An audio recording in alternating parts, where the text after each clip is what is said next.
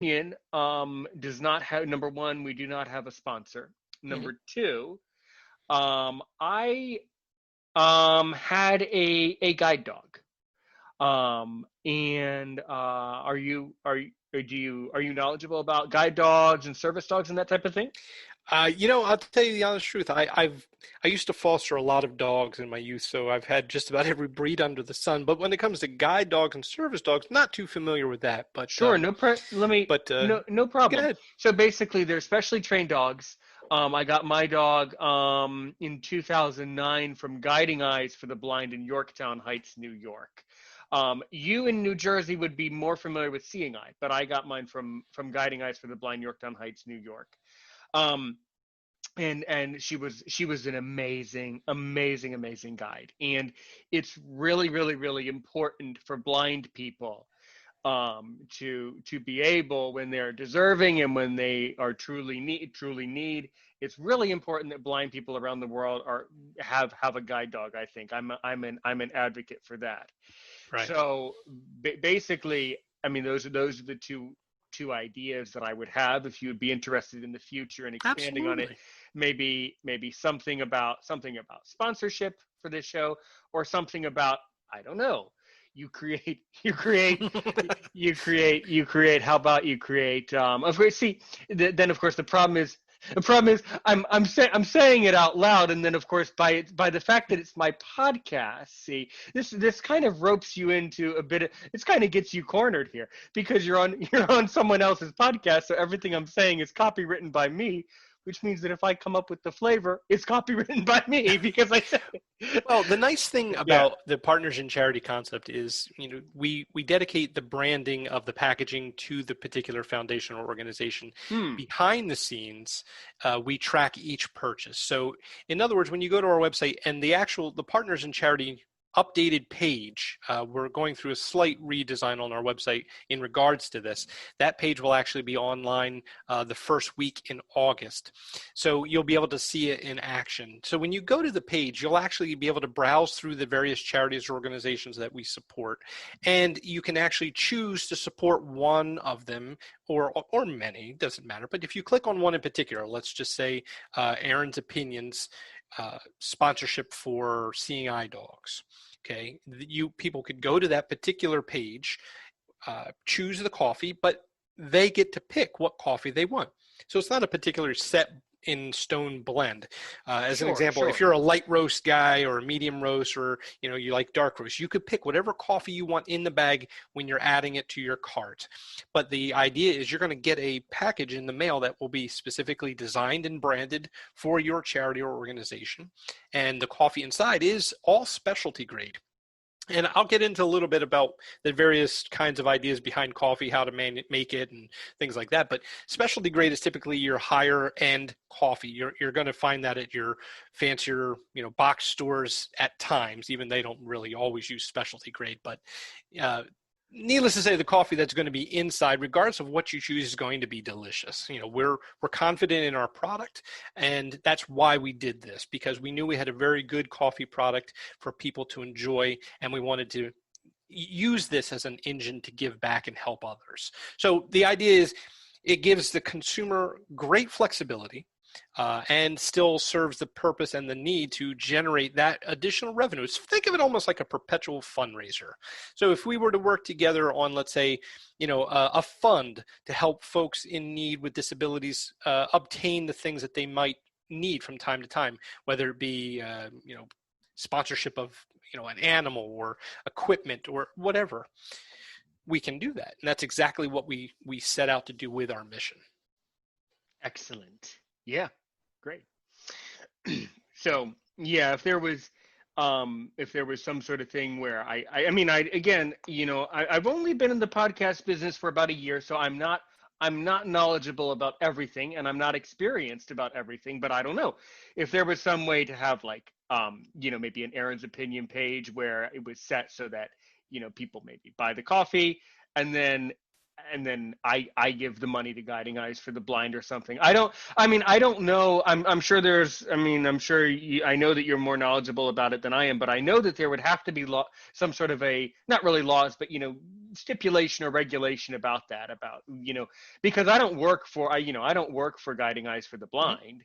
So Sure. I don't even know if that, I don't even know if that's, I don't even know if that's allowed, like for me to, I don't know what their policy is about that. I Sure. could, yeah. So Hmm. yeah, it's definitely something to open up conversations for. But the idea is hopefully somebody who's listening to this might know of a local charity or organization. Typically we work with folks that are 501c, and they could put us in contact with them because again, there's no downside to it, right? It helps Right. with the charity or organization's brand awareness and helps proliferate the statement of their mission. So more people become aware of what that charity or organization is doing and how they're going about it. And plus it helps generate revenue for them. So it's a win-win. And that's really why we set out to do this, because we knew some charities, some organizations struggle at times with not just obtaining funding, but also with letting people know that they exist and what it is they're actually going about doing. So that's a main talking point for us. Yeah, and it's really important when you're confident and when you're as successful as you are and as your company is. It's important to come to these podcasts. I'm kind of surprised I'm the first one to ever interview you. I would think that coffee would be a much bigger deal in the podcast community, but maybe not. I do think that a lot of people are simply not knowledgeable about charities, and of course having nothing to do with you. It's not your fault in the slightest, but I think that socially and in society, I think in our times that we're living now, I think there's a lot of I'm not going to use the word mistrust, but I think Right. there's a lot of kind of Apprehension. and on top of it, thank you, and on top of apprehension, perhaps maybe sometimes at the most maybe some misinformation or even sometimes disinformation about Yeah. certain charitable organizations and what they do. The ones you support are real ones. No, there's no iota, not even 1 ounce of doubt in my mind about that. But because the other fact is, if you were supporting fake things, you wouldn't have had the confidence to come onto someone else's podcast and say it. So it's real. Yeah, No, it's definitely real. we believe you, but at the same time, I mean, anyone you at home, you can go to YouTube and you can look up all of the different weird things that have gone on in the charity Yeah. world, and all sorts of, and I'm not going to say what they are because that would give them credit, but all sorts of strange things, or even in some very rare cases, simply people are just taking money. Absolutely. And that's like, and that type of organization, that type of person, I can't feel any sense of sympathy for that type of behavior. But Right. so I think that's in essence, I think that's what the problem is. It's not a matter of people finding out about charity. It's about the fact that I think socially people are questioning the validity of the action of charitability. I think is what it all comes down to. Yeah, Right. but No, I um, definitely understand. One yeah, of the things that when we first started getting into the idea of using our coffee as a platform to help charities and organizations, both with mission awareness and with revenue, we wanted to be very selective about which organizations we started with, because like you pointed out, it's very easy to say you support charity. And you have unfortunately a lot of fly-by-night operations who masquerade as a charity to really prey on unsuspecting donors and things of that nature. We wanted to try to do it a little bit differently. So sure, that's why, sure. we're actively selling a product, which is, that's our goal, which is to Right, sell and coffee. it's real. And listener, if I chose to do a video for this podcast, which I don't do because the quality goes down if I'm on TV, the audio quality goes down. But you would see, I know it's real because it's in my cup right here sitting next to me. So it's got to be real. It's got to be. Yeah. Um, One of the big ones for me, like I said, aside from the Navy SEAL Foundation and the wonderful work they do, is our partner Touch New Jersey Food Alliance. I've actually gone to their location in Camden County, and they operate several food pantries, but one in particular they operate out of the basement of a church, a very large, very old church.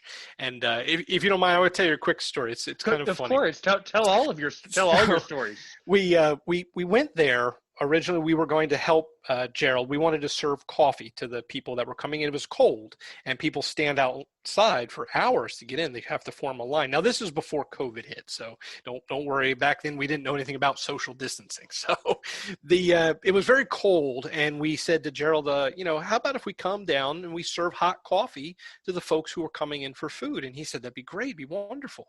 So we did. We showed up. Now, we have rather large brewing urns, which are really designed for more commercial use. So we brew a lot of coffee in volume. So here we show up at this food pantry, and we walk down the stairs into the basement of the church, and we're starting to set up, and we get the coffee started, and it's not getting hot. And Gerald, he's coming over, and he says, "This is why I have people. This is exactly the stories I love to tell." Sure. He comes over and he says, "Is it ready yet?" I said, "No, it's not getting hot." And I said, "I don't understand." So we realized very quickly that we blew the breaker. Okay, so we unplug, we go to another outlet. Okay, so we plug into they have a little kitchen downstairs, so we plug into the one outlet in the kitchen. Well, we pop that breaker. So we started literally going around the room trying to find outlets that we would pop. So listener, let me translate, if you're having trouble. So basically you're walking around destroying a church, right? Yeah, pretty much. It gets better though. So we're still sitting there. Now this is about an hour and a half in. We still don't have the coffee hot enough to serve. It's not brewing. And my one helper leans over and he says, "You smell that?" And I said, "Yeah, I smell something. Smells like it's burning." Well, we caught the electrical cable on fire. We set fire to the basement. We had to put that out. Needless to say, we didn't end up serving a lot of coffee that day, but you know what? The coffee we were able to put out was very appreciated and well received. But no pun intended by put out, by the way. We almost burned down a church, but it was just one of those things where you try your best to do what you can. You see some really touching things. There was a grandmother that came down to get food, and she had a child with her, and I got to talking with her, and the child's parents had been killed. So she was the caretaker of the child, and she didn't have sustainable revenue anymore. She's a slightly older person now, and she's trying to feed and take care of her grandkids. So it was a shame. And things like Touch New Jersey and the Food Alliance that they run is such an amazing thing that they do. It costs nothing. People come from all over every week to get fresh produce, meats, cheeses, breads, and that was really one of the very first charities and organizations that we really pitched in to try to help. In fact, we did an event here in South Jersey with a local fire company. We did an entire Christmas bazaar on their behalf, where people came, got gifts wrapped, bought coffee, and we donated all the proceeds back to Touch New Jersey so that they could continue their good work. And I'm pleased to say that they are expanding. And when I mean expanding, they're actively getting more pantry locations online. And like I said, the amount of food that they put into the hands of people who need it every week is astounding to me. But that's what we're trying to do, Aaron. We want to work with folks who are truly out to help others, because, as I said, coffee is an equalizer, right? And the partners in Blended Joe we're all of different racial backgrounds, so we in and of ourselves are a blended group, and we think and we believe that through honest conversation and maybe a cup of coffee here and there, people can try to work out differences, and those differences can be everything from religious to walks of life and everything in between. You can find common ground in almost everything, and coffee, I think, helps a little. Because, like you said, it disarms people. You sit down, you have a conversation, you have a cup of Joe, and talk about it.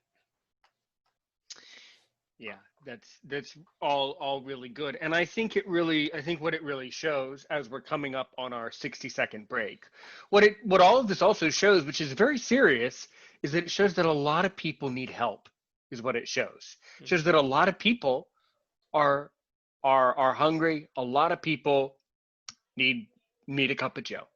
Yep. I'm Aaron Richmond. This is Aaron's Opinion. We're basically wherever you get the podcast. He's Joseph Iaconelli. Blended Joe has nothing to do with his name, and let's say we'll be right back.